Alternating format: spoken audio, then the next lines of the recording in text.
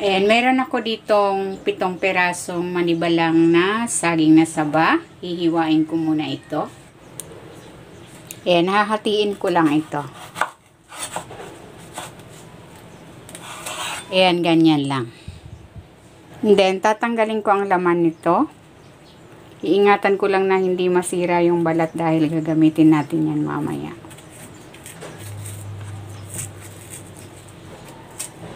Ayan, ganyan lang. Tatabi ko lang tong balat.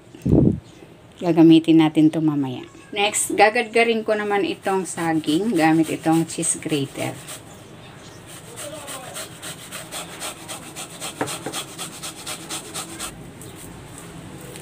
Ayan, okay na itong ating saging. Maglalagay ako rito ng asukal, pinch of salt, milk powder, harina, cinnamon powder, at maglalagay ko ng isang itlog at ng butter. Haluin ko muna ito.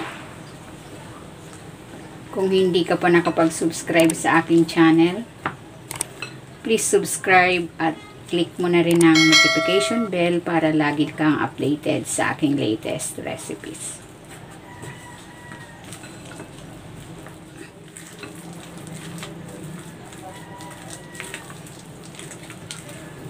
Ayan, okay na ito. Maglalagay ako dito ng chocolate chips. Ito yung ginamit ko.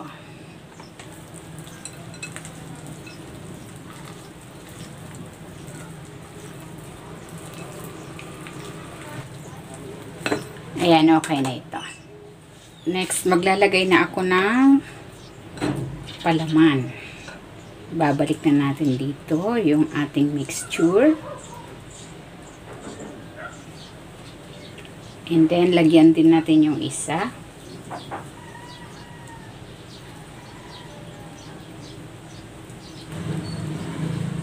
Ayan, okay na yan. And then, pagtatakipin natin ito.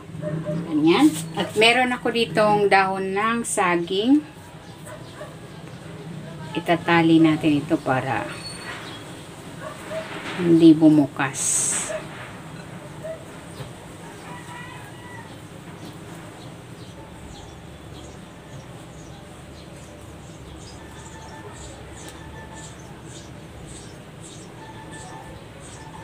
Ayan, ganyan lang. Uulitin ko lang ang proseso sa natitira pa nating banana mixture. Ayan, tapos na ako maglagay ng palaman. Pwede na natin itong lutuin. Isa lang na natin.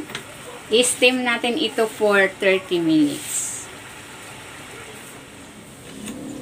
Ayan, ito na yung ating saging. Hanguin ko na ito. Luto na. Ito na. Ready na itong ating stuffed banana.